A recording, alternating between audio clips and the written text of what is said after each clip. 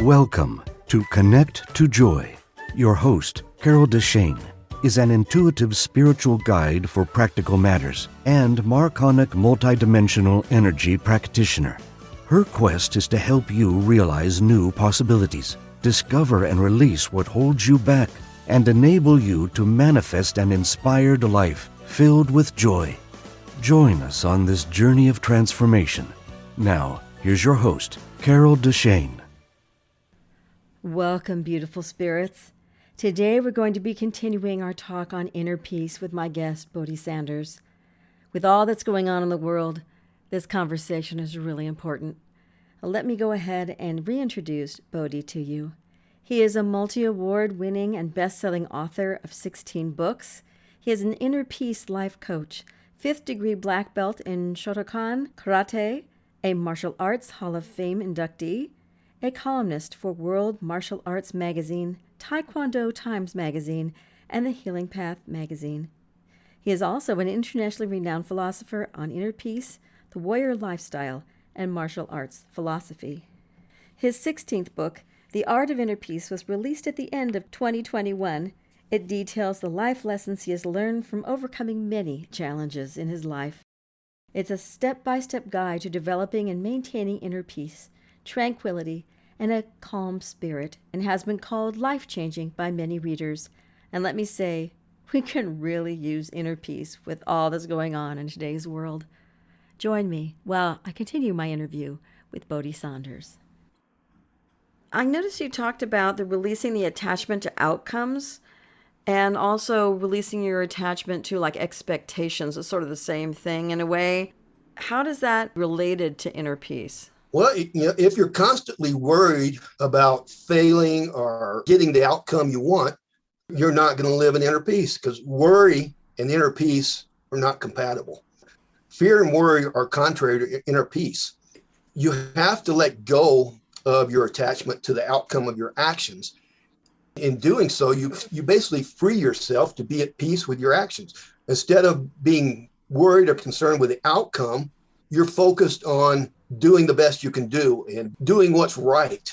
And if that's your focus, then the outcome is going to take care of itself. You don't control the outcome either way. Whether you worry about it, whether you don't worry about it, the outcome, things are going to happen as they do.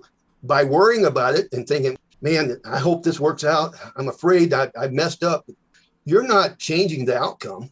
All you're doing is stressing yourself out and robbing yourself of your inner peace. If the outcome is not what you wanted, and you're focused on, doing what you did and doing the right thing and doing the best you could do, you're still at peace because you did the best you could do. You did everything you could possibly do. If it turns out to be different than what you wanted, then you just start again. You say, here's where we are. How do I change this? And you do the best you can do. You regroup and you do what you can do to change it. But still, you have no control over the outcome. So you have to be at peace with your intentions and your actions that you take. And when you're at peace with your actions and your intentions are right, then you're going to be at peace no matter how it turns out. Even you may be disappointed that it didn't turn out the way you want it to, but you're still going to be at peace because you did the right thing and you did everything you could do in the situation.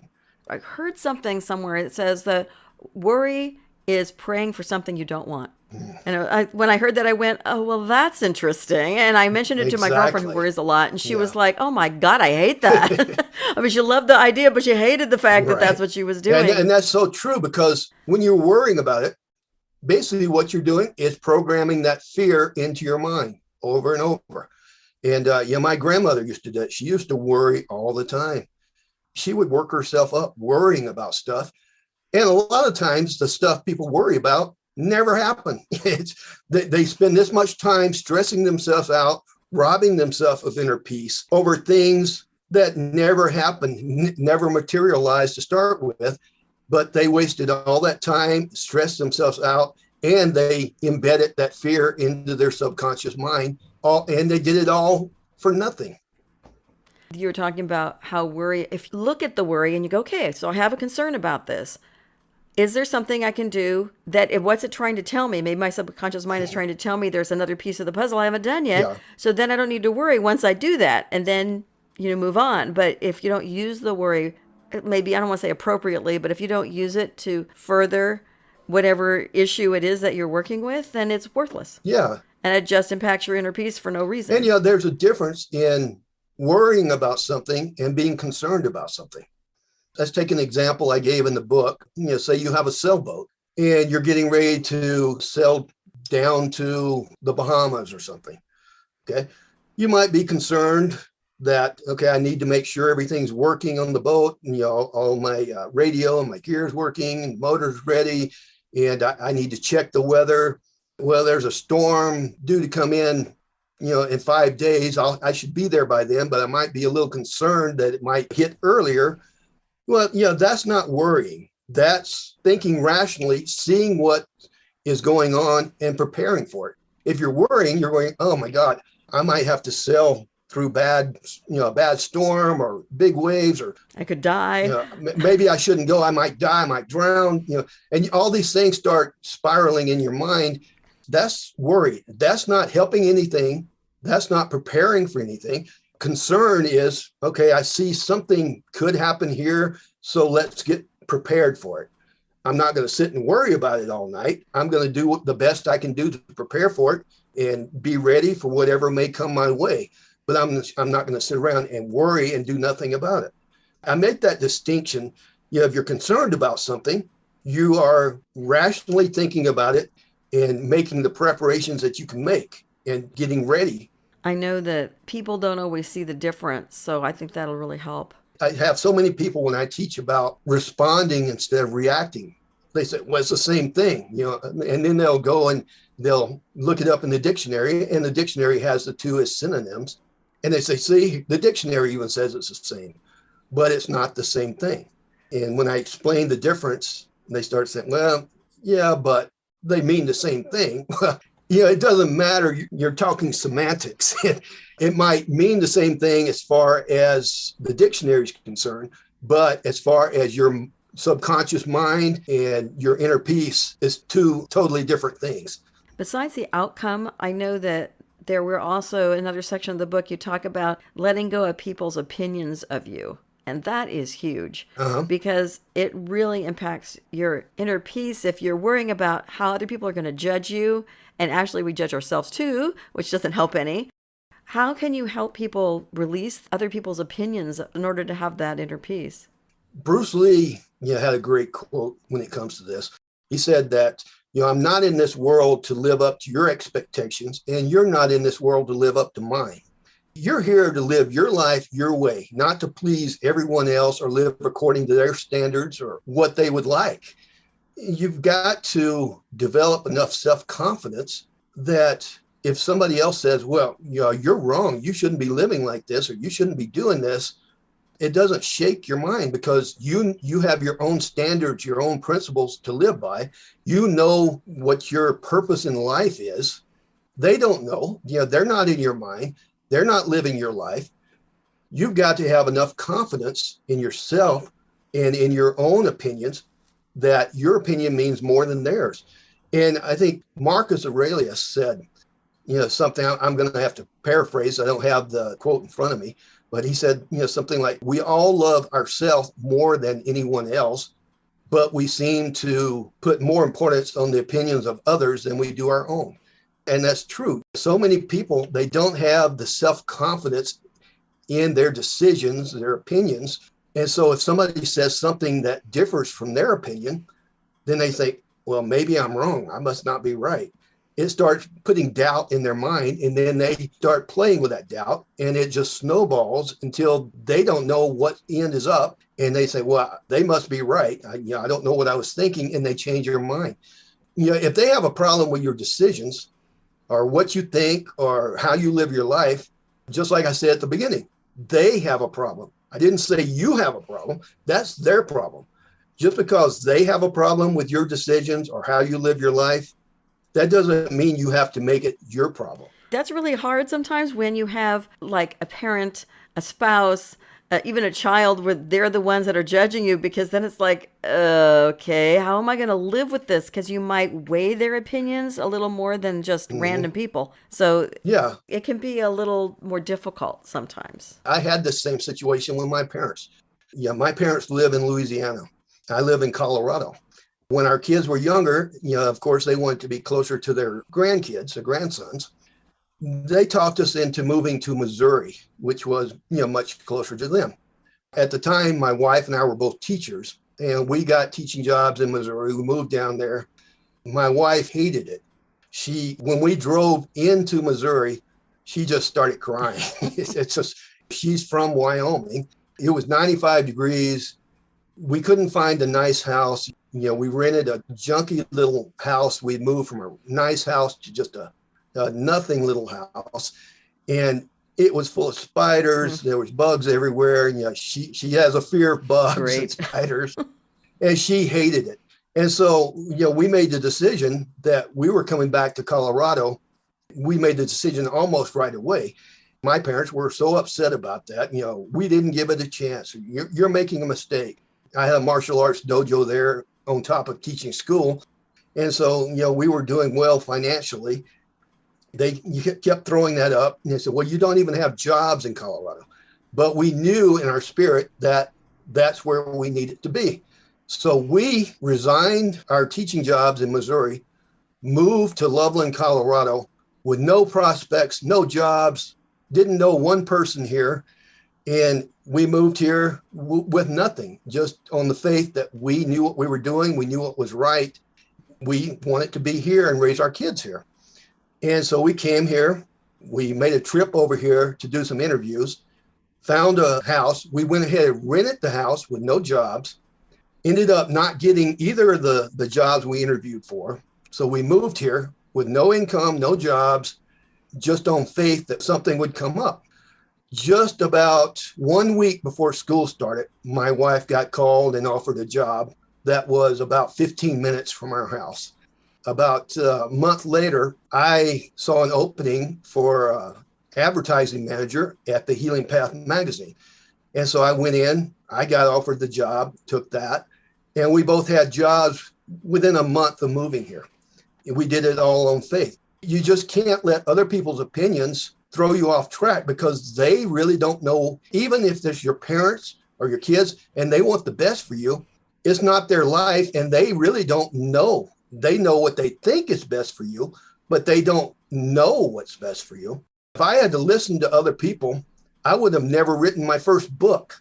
I was teaching school at the time, and then people were, you can't write a book. What are you talking about? And they were just laughing about it. I was teaching history at the time, but I'm also qualified to teach English, writing, reading, all kind of different subjects. And I said, well, maybe not. But at the time, I had been writing in these handwritten journals that I got from Barnes and Noble. And I was writing them wisdom journals for both of my sons as a graduation present, a handwritten book of wisdom from their dad. And each time I would go back to that, I kept thinking, I would buy this book in Barnes and Noble. And finally, I decided, I don't care what they say. I'm going to format this and send it out, some inquiries to a couple of publishers. So I sent it out to 4 publishers and got 2 book deals offered to me within 2 months. Wow.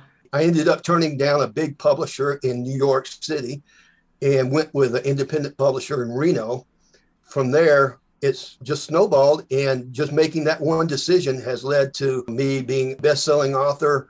I've won several national book awards, and I just published my 16th book. Good thing you made the decision, huh? Oh, yeah. Listen to yourself.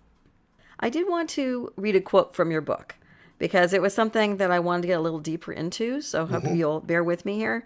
So you said, men are disturbed not by things that happen, but by their opinions of the things that happen. I'm going to say that again. Men are disturbed not by things that happen, but by their opinions of things that happen. Well, let me stop you right there. That was a quote that I didn't write that part. That was a quote from Marcus Aurelius. Okay. Yeah, he's one of my favorite teachers. And so I took that quote from him. The Stoics talked about that a lot. But, go ahead. I'm sorry I interrupted you there. Well, no, it's the thing is that it's not the event or the situation that upsets you. or that disturbs your mind. It's what you think of the event. Exactly. So it's your choice, again, going back to choice, I guess, Hmm. on what you think about what happens. Right. So it's an interesting shift in your thought pattern, I guess. Well, no matter what the situation is, there are many different ways you can look at it. Everything that happens in your life, you can view it in several different ways. For example, someone dies. You can take the traditional route and you can think thoughts of, I'm never going to see him again. I miss him so much. It's not fair. He was so young, and you can get upset and cry. Or you can take a different viewpoint and you can say, well, he's no longer in pain. He's free from that disease or whatever he had, and he's in heaven with his parents and grandparents. He's happy. He's at peace. And I was so lucky to get to spend so much time with him and to get to know him and have him in my life. Those are two different ways of looking at the same event. Obviously, those two ways of seeing someone's death is going to bring about, how do I want to say it, different emotions. Everything has a cause and effect. A cause is going to bring about a different effect. So if you think about it in a different way, you're going to foster different emotions about that event. The first I just said would lead to sadness, anger, emotional distress, depression, sadness, all this stuff. And none of that fosters inner peace. But if you thought about it the second way, where, he's happy now, I'm so happy I got to know him, then that's going to lead to seeing it in a different way. Happy memories, feeling of peace, happiness that he's no longer in pain. It's going to bring more inner peace into your life. And it all depends on how you see it. Every event is that way. Like if somebody cuts you off in traffic, you can say, oh, what a jerk. Get all upset and cuss and rant and rave about it. Or you can say, man, I hope that guy's okay. He could be going to the hospital. He could have an emergency. If you look at it that way, then it brings up a whole different set of emotion. You're no longer getting angry and frustrated about it. You are feeling fine with it. And it's just how you view each situation. And you always have a choice. The choice is always yours. You can always see any situation in your life either in a positive way or a negative way. What choice you make determines whether you disrupt your inner peace or if you foster inner peace and happiness in your life. One other way to think about it when somebody cuts you off is, wow, I'm glad I'm not that person. It makes me laugh when I think that. It doesn't bother me in the slightest. Go on your way. Just be in front of me and not behind me, so I don't have to deal with you. Exactly. There's an unlimited number of ways to look at it. Well, and I look at it that way sometimes too, that maybe they're having an emergency. And sometimes people are just not so nice and horribly rude. And it's like, well, good, go on your way. Glad you're not near me or in my life. Yeah. I'm glad I'm not you. Yay. Yeah. And if you do look at it like, oh, God, what a jerk, then you can catch yourself and say, you know what? I'm starting to get upset here. It's not going to affect that guy one bit. If I get angry, upset, start throwing a fit, he's gone. He couldn't care less. He's already way up the road. All it's going to do is disrupt your inner peace and make you have a bad morning or whatever. It doesn't affect him at all. And that's where mindfulness comes in. If you start thinking negatively and you get angry, you can catch yourself and stop yourself and say, I'm not going to have this. I'm not going to ruin my morning because some jerk cut me off in traffic. That's ridiculous. And you can let it go. This show is all about joy. So I wanted to talk about it and bring it back to maybe my theme normally, just to say that for me, true spiritual joy actually brings me peace, and vice versa. If I find true inner peace, it brings me joy. So how do you connect finding inner peace with joy? Well, if someone doesn't live a life of inner peace, they're not going to be living a joyful life. The two go hand in hand. If you don't have any joy in your life, something's off, and you're certainly not going to be living a life of inner peace. So that you can't have one without the other.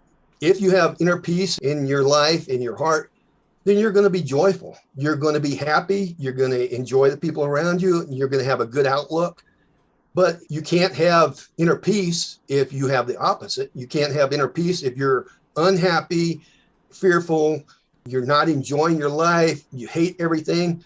Joy and inner peace go hand in hand. You can't have one without the other. They fit perfectly. I was curious if you were thinking the same thing I was, because that's kind of when we were talking earlier. I was thinking, yeah, joy without inner peace, they sort of just are together. Yeah, It's yeah. kind of like having a loving attitude for people. It's just sort of all together because you are in this better, higher vibrational space of joy and hope and love and all those things and Hmm. gratitude. They all kind of energetically, for scientists, are at a higher vibrational rate. Right. I don't like the heavier stuff. It doesn't feel comfortable. So I'd Yeah, really much rather go into the higher. right. Dr. Wayne Dyer really has some good teachings on higher energies and lower, energies. Mm-hmm. And, he listed, I don't have it all in front of me, but, listed stuff like anger, hate, jealousy, resentment, hatred, all that kind of stuff are lower energies or lower energy thoughts. And stuff like inner peace, love, joy, all of those kind of things are higher energy thoughts. And according to Dr. Dyer, those thoughts will always cancel out the negative lower energy thoughts. And so, just like the example I gave with the guy that cut you off in traffic, when you start having those lower energy negative thoughts coming in or popping up, you can always cancel those out by stopping it and replacing those with a higher level, higher energy thought. I was thinking about enlightenment because at the end of my podcast and sometimes the YouTube, I always say that enlightenment is a journey and not an end destination, Mm-hmm. especially while we're still in human form. Yeah. So for you, what's the difference before and after? I would say before and after enlightenment, but I mean, we have moments of enlightenment since we're still going through this human experience.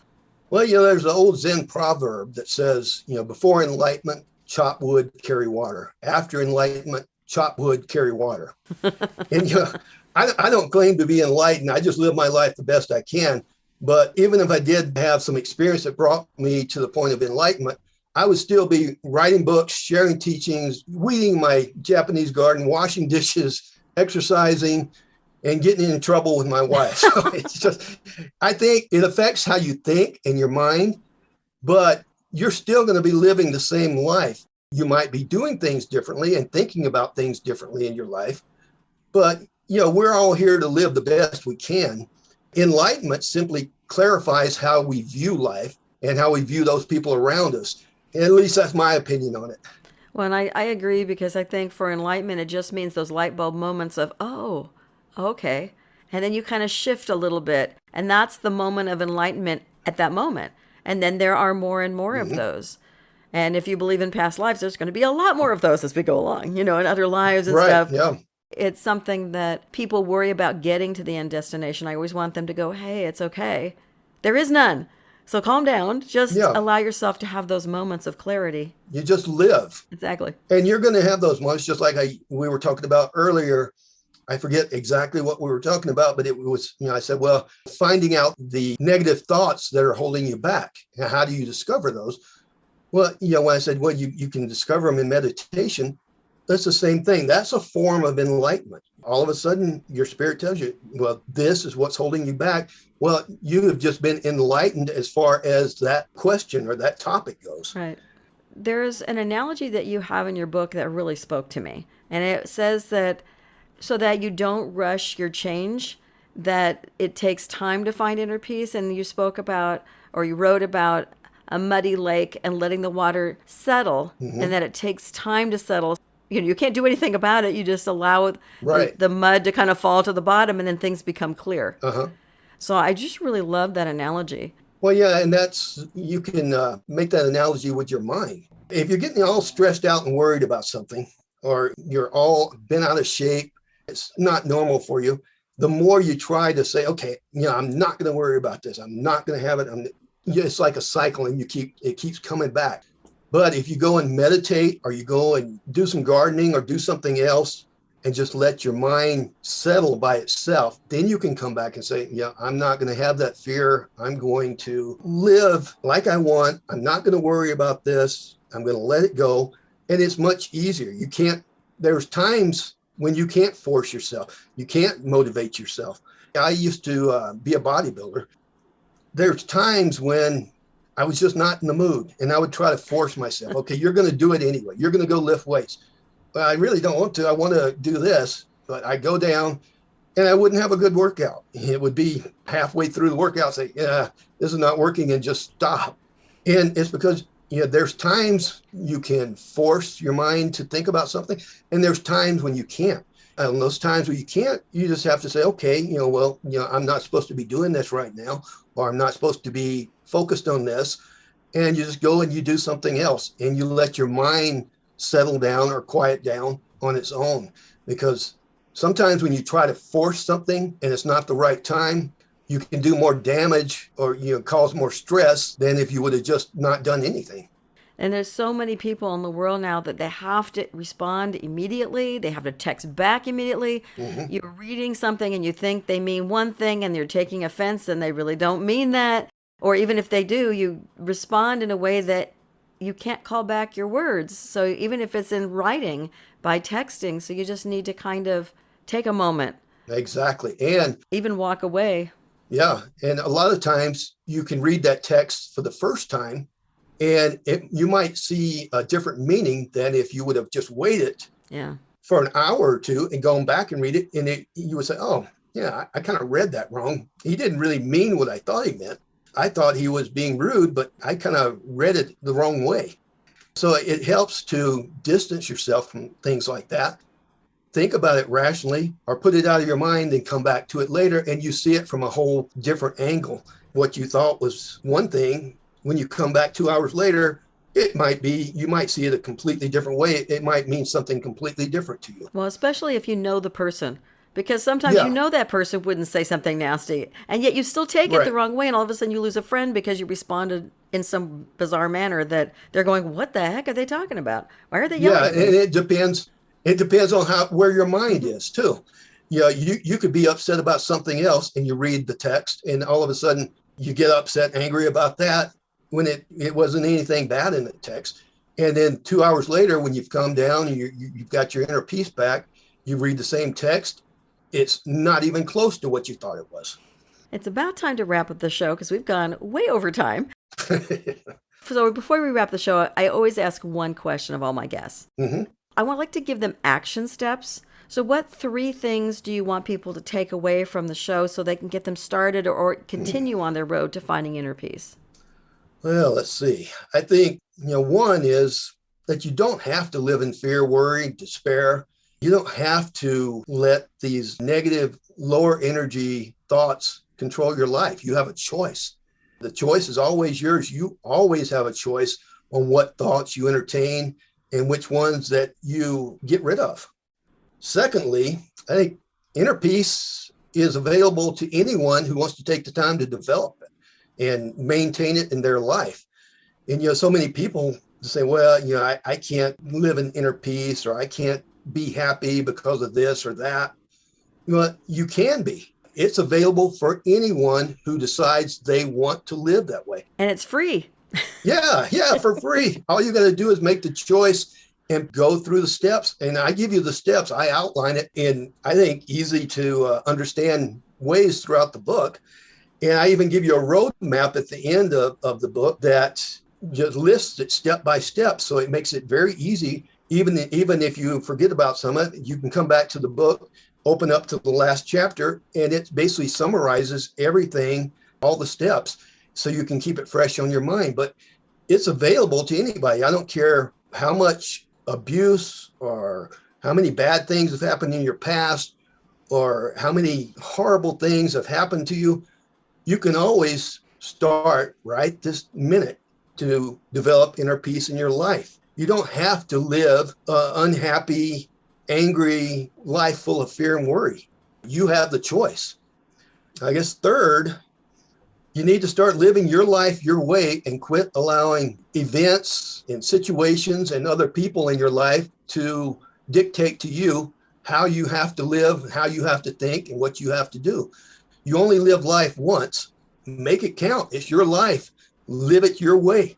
Know what you want to live, how you want to live, what your purpose is in life. If you don't know it, meditate on it until you figure it out, and then live that life, because you don't want to get to the end of your life and be disappointed and regretful. Oh my God, I wish I would have written that book. I could have written that book. I see a book just like I was thinking about writing, and I could have written it. I knew all this. I could have done this. I could have been an athlete, or I could have been this, or I could have been that.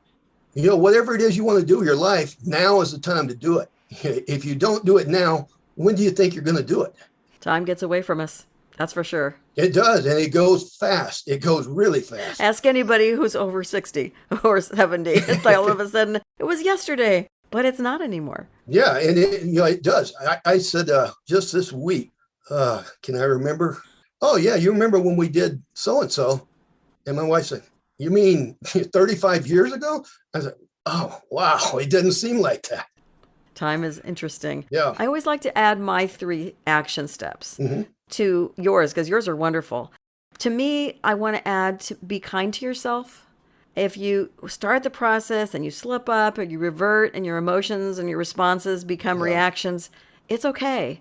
Just know that whatever comes up, it's just a process. Yeah. It's not something that you're going to be able to do in 30 seconds. You won't have any quick ways of finding inner peace. Now, you might have momentary inner peace and find quick ways to do it, which is great. But to have long term, it's going to take some time probably. Yeah. And you're not going to do everything perfect all the way through. You're going to have bad days and good days. You're human just like everybody else.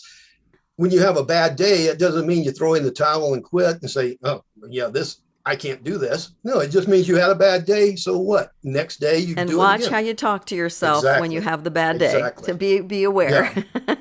I think my second thing is get help if you need it. So if you can't seem to do it on your own, you get stuck, buy the book and see what that says, see if it can help you. Get an accountability partner, whether it's a friend or a life coach like I am. I think you also do. Yeah, I am too. And they can always contact me through my email. And if they would like to do life coaching, I can help them personally.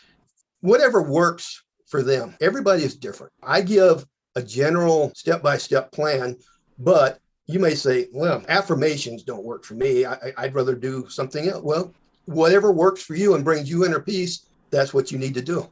Right. One of the ways I hook in is with gratitude, because that will make me pause. And even when I'm thinking of negative, horrible things, I go, no, what am I grateful for? Yeah. What's the opposite? Do I have some things? Of course, I have a ton of things to be grateful for. It will make me stop thinking about the negative stuff and get me off the roller coaster. So that's one way that I can get my inner peace back. Exactly. And that's something I talk about in the book too, because that really, it doesn't matter if you're feeling sorry for yourself, you're upset.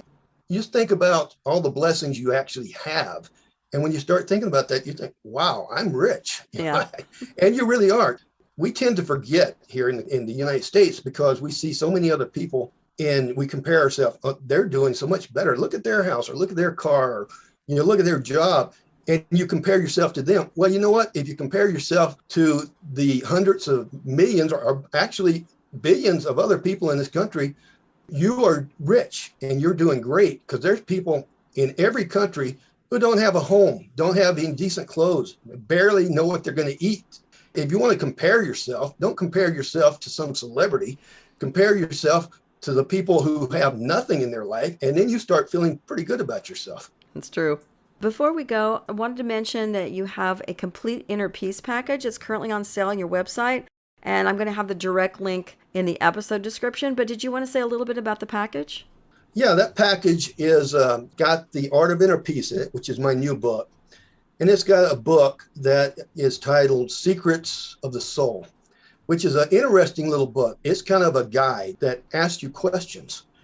And so you get to understand your hidden beliefs, stuff that you may not even know you believe, or things you might think you believe. You go through it and you say, well, I don't think I believe that anymore, because it asks you questions. So do you believe in life after death? Well, yes or no. And then I ask follow-up questions. Well, why? Well, because I was taught that. Well, just because you were taught that, do you really believe it? And it makes you think about what you believe, what you don't believe. And by the time you get through with it, you understand your thought processes and what you really believe about things. And it also has my book, Wisdom of the Elders, which is a quote book that I put together. So many quote books. I love quote books. And I go out and they put quotes on all these different celebrities and people. And I'm thinking, why would you even put that quote in this book? It's just, so I took the time and I went through and I put only quotes in that will help you live a better life. and will help you live a life of character and honor, integrity. I have them listed by category. I actually won an award for that quote book. So I put that in the package. Then I have 2 books I put in there from William James. He was one of the first teachers of the law of attraction. And those books are really, really good. You'll love those books. And I was thinking about the law of attraction when you were talking earlier about what you're pretty much manifesting and drawing to yourself. It's not magic, but yet in a way it feels like magic when you do it a certain way. It kind of does. The whole art of inner peace is basically the law of attraction, because, and that's the subtitle for the book, the law of attraction for inner peace. And it's because you are manifesting inner peace in your life, but I'm giving you the steps to do it. Right. So you know how to do it, instead of just saying, well, I just need to do affirmations, or I need to do this. I give you the step-by-step of what you need to do and how to integrate it into your life. And I do highly recommend your book. I very much enjoyed it. I have to get to that last chapter. I'm all the way up to the last chapter. I didn't get there yet. So when you said there was a summary, I went, oh, I should have found a way to get that extra time, but I was so immersed in it and trying to read it at depth rather than just doing a skim through that it took me a little longer. Before we go, I do want to let everyone know that in the show notes or episode description or whatever you want to call it, there'll be all of our social media handles for both of us, including our websites and our emails. My website is just like the podcast, which is connecttojoy.com. And Bohdi's is theartofinnerpeace.com, but there's hyphens in between each word. So art dash, and I'm not going to say it because I have trouble saying it without falling all over my mouth. But that's also going to be in the show notes. And if you'd like to know more about life coaching with me, intuitive readings, or marconics multidimensional energy, either to receive the energy or to become a practitioner, reach out to me either by email or, of course, through my website. And my email is carol@connecttojoy.com. Very simple. As long as you put the 2 in the middle of connect and joy, we're good. And then also you can reach out to Bohdi directly by email at Kaizen. Is it Kaizen Quest? Is that how you pronounce it? Kaizen Quest at Comcast.net, which I will, instead of spelling, put it in the show notes. So you'll just have to take a quick look to be able to connect. And of course, you can also reach him, I'm sure, through his website. And his website is really interesting. I really enjoyed it when I wandered through there. Thank you. And if you want also individual coaching, he is available for that. Don't worry. Like I said, if you didn't catch his email, it will be in the episode description along with all the other information if you want to check out YouTube or link with us on any of the social media platforms. Or Facebook, or I'm on all the social media. About my email, you might find this interesting. Kaizen is a Japanese term that basically translates in English to constant, never-ending improvement. That's why I put it on my email, Kaizen Quest. So it's the quest for constant, never-ending improvement. And it's not going to be something everybody else has as an email. Oh, yeah. I want to, before I leave again, thank everybody who's listening so much for joining us here today. And I especially want to thank my guest, Bohdi Sanders. Thank you so much for discussing inner peace and how to get there in today's world. Thank you, Carol. I enjoyed it. I did as well. It's been fascinating and an absolute pleasure. So thank you for being here. Until next week, be courageous and reach higher. And remember, transformation is a journey and not an end destination. So be kind to yourself. Just take one step at a time, get the help you need, and then get out there and find your joy and your inner peace. Make you a priority because you deserve it. Thank you for listening to Connect to Joy. If you love the show, make sure you rate, review, and share this podcast. And subscribe so you never miss an episode. Contact the host, Carol DeChaine, with questions and comments, ideas for future episodes, or if you would like to become a guest. And remember, transformation is a journey and not an end destination. So be kind to yourself, because you are already enough to have the joyful, limitless life that you desire.